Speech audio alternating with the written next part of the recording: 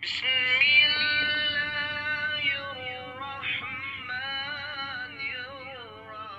اللہ الرحمن الرحیم اللہم صلی علی محمد وعلی محمد وعجل فرجہم یا علی مدد علیہ السلام۔ جیسا کہ آپ سب جانتے ہیں ماہ مبارک رمضان تیسرے عشرے میں داخل ہو چکا ہے۔ اسلام نے جہاں ماہ مبارک رمضان میں ہر انسان بالغ عاقل سے تقاضا کیا تھا کہ وہ پروردگار کی بارگاہ میں اللہ کے لیے روزہ رکھے، وہاں پر اسلام نے انسان سے ایک اور بھی تقاضا کیا ہے کہ جیسے ماہ مبارک رمضان کا اختتام ہوتا ہے اور عید الفطر کا چاند طلوع ہو جاتا ہے، نظر آ جاتا ہے، تو انسان کے اوپر فطرہ واجب ہو جاتا ہے۔ اسے زکوٰۃ فطرہ سے تعبیر کیا جاتا ہے۔ اس کی چند شرائط ہیں، اور اس کے بعد جب آپ نے فطرہ نکالنا ہے، کتنا نکالنا ہے، کس کو دینا ہے، جس کو دینا ہے اس کے اندر شرائط کیا ہیں، نکالنے والے کے لیے شرائط کیا ہیں، اور اس کے ساتھ ساتھ جتنے افراد کا نکالنا ہے تو کس کس فرد پر کیسے کیسے واجب ہے اور کس چیز پر واجب ہے، یعنی آپ نے کون کون سی ایسی چیزیں ہیں کہ جو آپ فطرانے میں دے سکتے ہیں، یعنی اس کی قیمت یا وہ بذات خود شے۔ تو انشاءاللہ یہ ساری تفصیل ہم اپنے مومنین بہن بھائیوں سے ڈسکس کریں گے تاکہ ہمیں پتہ چل سکے کہ ہم نے زکوٰۃ فطرہ ادا کس طرح سے کرنا ہے، اور یہ بھی ہمیں آگاہی مل جائے کہ زکوٰۃ فطرہ صحیح معنوں میں کس پر واجب ہے نکالنا، اور پھر یہ کس پر انسان پہ لازم ہوگا کہ اس تک پہنچایا جائے، یعنی اس کا مستحق کون ہے۔ کیا اس کے لیے مومن ہونا ضروری ہے یا غیر مومن کو بھی زکوٰۃ فطرہ دیا جا سکتا ہے؟ جب آپ نے زکوٰۃ فطرہ کہا تو کیا یہ وہی زکوٰۃ ہے جو باقی معنوں میں ہم لیتے ہیں؟ کیا یہ وہی زکوٰۃ ہے؟ اس کے مصرف بھی وہی ہیں، اس کے مستحقین جو ہیں ان میں وہی شرائط ہیں کہ جو باقی اعتبار سے ہیں، یا ان میں کوئی فرق ہے؟ انشاءاللہ تعالی یہ ساری تفصیل ہم آپ سے شیئر کرنے لگے ہیں، لیکن یہ بات یاد رہے روایات میں موجود ہے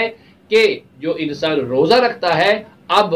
اس میں پورے دن میں جب اس نے روزہ رکھا ہوا تھا تو اس سے کوئی نہ کوئی کوتاہی، کوئی نہ کوئی غلطی سرزد ہوئی ہوگی، روزے کے معیار میں کچھ نہ کچھ کمی انسان سے آمدن سامن ہو جاتی ہے، لہٰذا اس کمی کو اگر کوئی انسان پورا کرنا چاہتا ہے تو حق ہے اس پہ، اور اسلام نے اور دین نے واجب قرار دیا ہے کہ وہ زکوٰۃ فطرہ ادا کرے۔ اگر وہ زکوٰۃ فطرہ ادا کرے گا تو یہ جو 30 روزے اس نے رکھے ہیں، اس میں جہاں جہاں کوئی کمی کوتاہی ہلکی پھلکی ہوگی تو یہ زکوٰۃ فطرہ کے اندر یہ طاقت ہوگی کہ یہ اس کمی کوتاہی کو جو ہے وہ پور کر دے گا، اور ایک مکمل روزہ جو ہوگا وہ اللہ کی بارگاہ میں انشاءاللہ تعالی پہنچے گا۔ لہذا فطرہ جو ہے، زکوٰۃ فطرہ، یہ واجب ہوتا ہے شوال کا چاند نظر آنے پر، اور اس کی ادائیگی ممکن بنائی جاتی ہے نماز عید کی ادائیگی سے پہلے تک۔ ہاں، ہم بات کریں گے کہ اگر کوئی مستحق نہیں مل رہا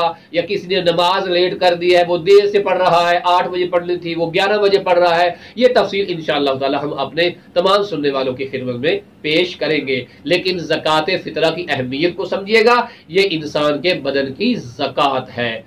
یہ انسان کے بدن کی زکوٰۃ ہے۔ جس طرح باقی مال جو ہوتا ہے وہ جب ہم زکوٰۃ ادا کرتے ہیں تو وہ مال میں برکت پیدا کر دیتا ہے، اس کی زکوٰۃ ہے، روزہ بھی انسان کی بدن کی زکوٰۃ ہے، اور فطرہ جو ہے، فطرہ بھی انسانی بدن کی زکوٰۃ ہے، لہٰذا اسے ضرور ادا کیا جائے، اسے کم تر نہ سمجھا جائے۔ اس کی بڑی اہمیت ہے اور روایات میں اس کی بڑی تاکید کی گئی ہے۔ یہ ہر انسان پر جو ہے وہ دینا واجب ہے۔ ہاں، واجب کے اعتبار سے معیار الگ الگ ہوں گے کہ جو غریب ہے اس کے اوپر کس طرح کا واجب ہے، اور جو امیر ہے اس کے اوپر کس طرح کا واجب ہے۔ جو غریب بمعنی کون سا غریب، فقیر ہے تو واجب ہے یا نہیں ہے، یا اس کے اوپر کس طرح کی کیفیت لاگو ہوگی، انشاءاللہ تعالی یہ ہم آپ کی خدمت میں ضرور عرض کرتے رہیں گے۔ ساتھ ساتھ پروردگار ہم سب کو ماہ مبارک رمضان کی رحمتیں، برکتیں، عظمتیں سمیٹنے کی توفیق عطا فرمائے، اور اسی ماہ مبارک رمضان سے پروردگار آنے والے 11 مہینوں تک ہمیں اپنے پروردگار کی بندگی کی بھی توفیق عطا فرمائے۔ وصلی اللہ علی محمد وآل محمد۔